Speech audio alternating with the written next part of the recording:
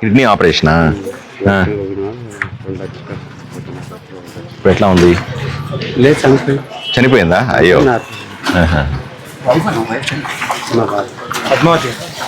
ఏమైందమ్మా? సార్ మా అమ్మకి ఆపరేషన్ చేశారు సార్, కడుపులో గడ్డ క్యాన్సర్. ఇప్పుడు బానే ఉందా? ఎక్కడ చేశారు? మైత్రి హాస్పిటల్ హైదరాబాద్లో చేయించారు. మీకు 92,000 రూపాయలు వచ్చిందమ్మా. గుడ్. ఆల్ ది బెస్ట్ తల్లి. లెక్కమ్మా. ఏం పెద్దయినా ఎవరి కోడలా? ఏమైండే? ఇప్పుడు ఎట్లా ఉంది? బానే ఉందా? సంతోషం. ఏమైంది అప్ప? గర్భసంచి ఆపరేషన్ సార్. ఇప్పుడు ఎట్లా ఉంది? क्या हुआ माँ? अम्मी का कौन से ट्रीटमेंट कराए थे? अभी ठीक है? इंतकाल हो गया? अरे कब हुआ? 1 year गया सर। बैठो बैठो, कुछ ఏమైంది बताया ना?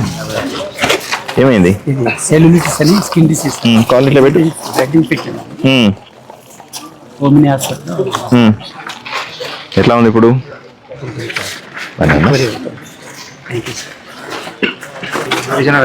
ఏమ్మా లక్ష్మి, ఏమైందమ్మా?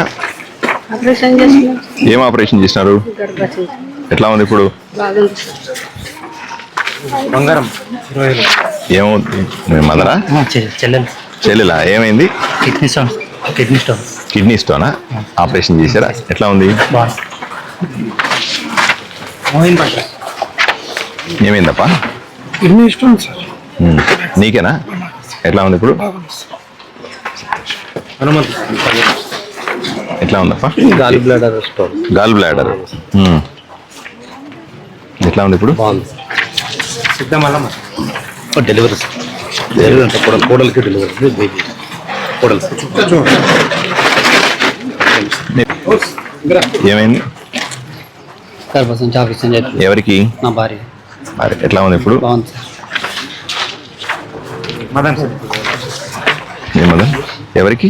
నాకే సార్. ఏమైంది? ప్రాబ్లమ్స్. హెర్నియా ఆపరేషన్ అయిందా? అవును సార్. ఎట్లా ఉంది ఇప్పుడు? బాగుంది. నిర్మలా సార్. ఏమైందమ్మా? ఆపరేషన్ అయిందా? ఎట్లా ఉంది ఇప్పుడు? నీకు తల్లి? జ్యోతి సార్. బాబు సార్, కాలు చేతులు ఇన్ఫెక్షన్ అయ్యి చీమ పడి ఆపరేషన్ చేశారా? ఎట్లా ఉంది ఇప్పుడు? ఎవరు బాబు? సార్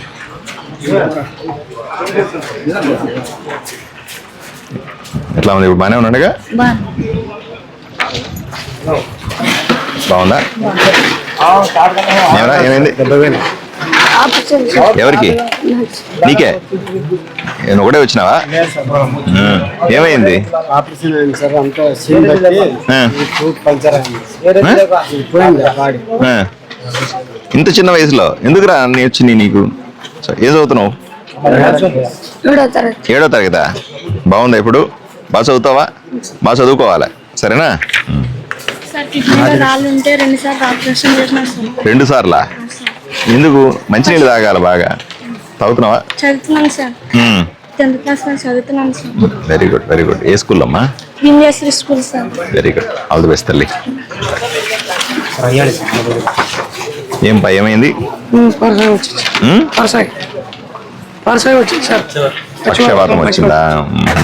ఎట్లా ఉంది?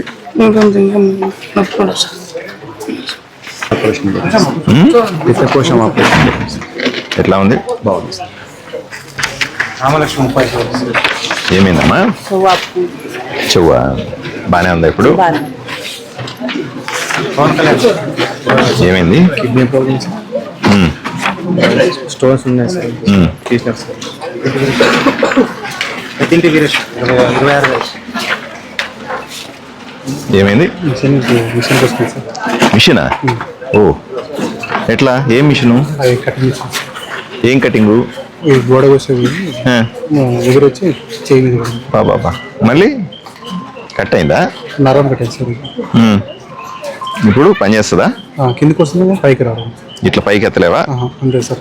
ఇవి వేస్తాయా? అవి వస్తాయి. ఇది తక్కువ, ఇది కట్ అవ్వడం వల్ల ఇట్లా వచ్చిందా? పని చేస్తున్నావు ఇప్పుడు? తప్పు సార్ ఏమైందమ్మా? యాక్సిడెంట్ అయింది. ఎక్కడ? ఏమైంది? లివర్ ఇన్ఫెక్షన్ అండి, ఆపరేషన్ చేశాను. బాగుందా? పవిత్ర సార్ 25 ఏమైందమ్మా? కడుపులో గడ్డ ఉంటే తీసుకున్నాం. ఏమన్నా సార్ 25 ఏమ్మా ఏమైంది? కడుపులో గడ్డ కవిత సార్ 25 ఏమైంది? గడ్డలు సార్ కడుపులో. ఆదిలక్ష్మి సార్ 26,000. ఏమైందమ్మా? సార్ కాన్పులో పాపకి బాగాలేకుంటే ఐసీలో పెట్టుంటే చేసుకున్నాం. ఎట్లా ఉందమ్మా? ఇప్పుడు బాగుంది. ఫిర్దోస్ ఏవమ్మా? अस्थमा, చూపెట్టింది. खांसी, దగ్గు, अस्थमा. आपको कैसे है अभी? हाँ बेटा, thank you. Retire sir 17,000. ఏమైందబ్బా?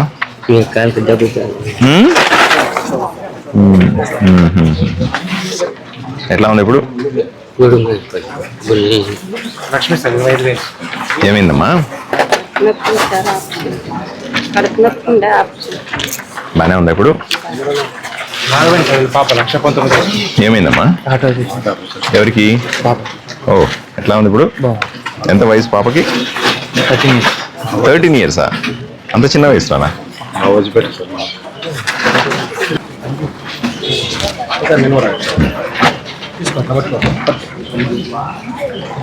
Sunitha sir 20,000.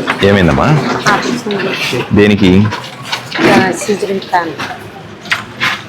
Pawan Kumar sir 20,000. ఏం పవన్ ఏమైందమ్మా? హాస్పిటల్ దగ్గర సర్జరీ. ఎట్లా ఉంది ఇప్పుడు? శారదమ్మ సార్ 20,000. ఏమ్మా ఏమైంది? గర్భసంచికి రాదు. ఎట్లా ఉందమ్మా? నీరావతి సార్ 20,000. ఏమైందబ్బా? డెలివరీ కానీ సిలిండర్ డెలివరీ అయ్యలేదు, సిలిండర్ చేసిన.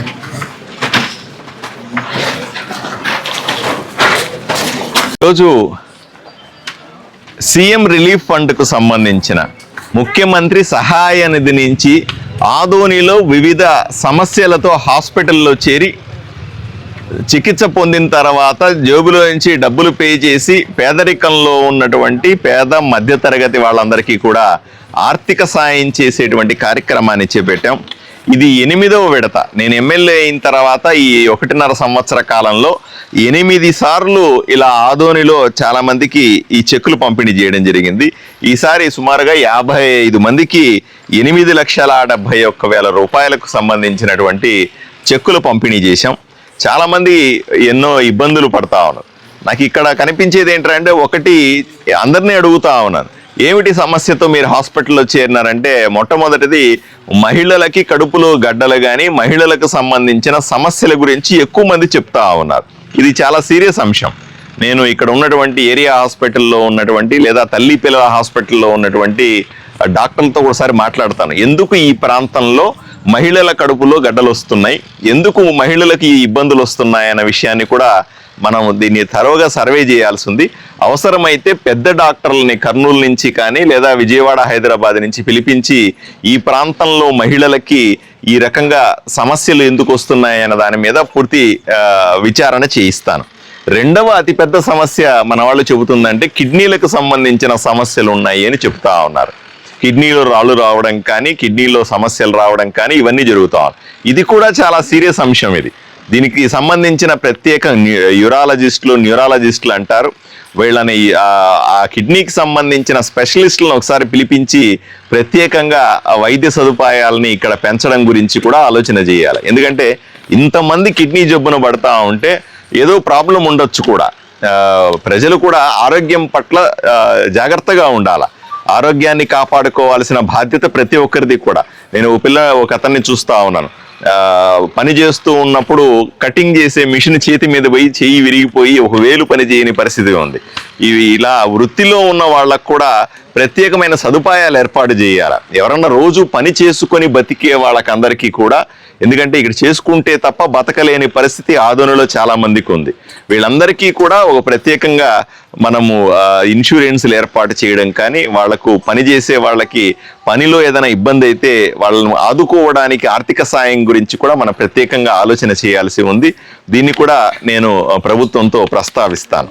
ఏది ఏమైనప్పటికీ కూడా ఎక్కువ మంది ఆరోగ్య సమస్యలతో హాస్పిటల్లో చేరడం అన్నది బాధాకరంగా అనిపిస్తుంది. డబ్బులు ఇవ్వడం అనేది, ప్రభుత్వం ఆదుకోవడం అనేది, నేను ఎమ్మెల్యేగా అందరినీ పట్టించుకోవడం అనేది సాధారణమే. కానీ జబ్బులు రాకుండా నివారించుకోవడానికి కూడా మనం ప్రజల్లో చైతన్యం తీసుకురావాల్సి ఉంది. వస్తున్న సమస్యల్ని మరింతగా పట్టించుకోవాల్సిన అవసరం ఉంది. వీటన్నింటి గురించి కూడా నేను ప్రభుత్వంతో మాట్లాడతానని ప్రజలకు అందరికీ తెలియజేస్తా ఉన్నాను. నమస్తే అమ్మా.